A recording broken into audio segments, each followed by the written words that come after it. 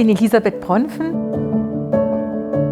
Ich bin sehr begeistert, dass ich zur Ambassadorin an der Friedrich-Alexander-Universität Erlangen-Nürnberg ernannt worden bin. Für mich ist das wie so eine Art Aufgreifen eines alten höfischen Rituals, aber eben in einer Welt der globalen Vernetzung. Also ein bisschen wie wenn man an den Hof von Elisabeth I. gewählt wird, um das, was man weiß und das, was man mit sich bringt, mit anderen dort zu teilen.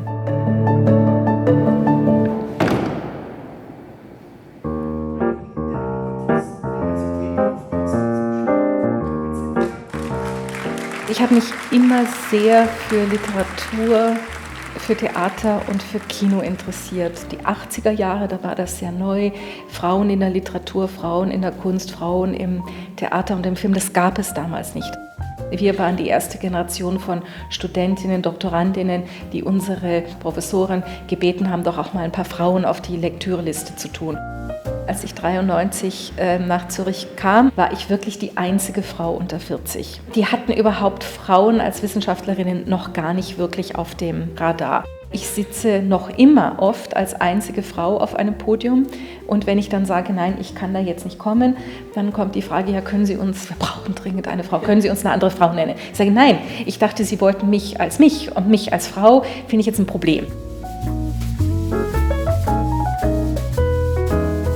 Ich halte das für eine Fehlkalkulation, dass man im Moment sagt, wir wollen hauptsächlich datenbasierte, positivistische Forschung fördern, weil uns nicht so einleuchten will, was ist jetzt der Wert an einer philosophischen Untersuchung oder einer kritisch-analytischen Untersuchung. Denkt man, ach na ja, Kultur, das hat mir mal ein sehr konservativer Politiker gesagt, na ja, Kultur ist das, was Geld kostet. Und das ist dann wirklich unglücklich.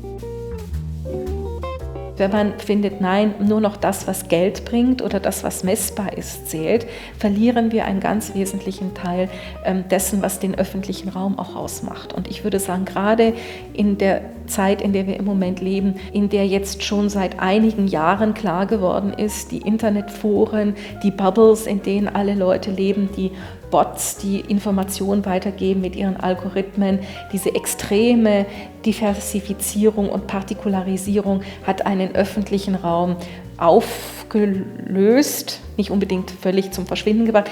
Jetzt wäre gerade der Moment, sich zu überlegen, wie kann man den wieder, also eine Art von Common Ground wiederherstellen. Da scheinen mir die Geisteswissenschaften ganz entscheidend zu sein.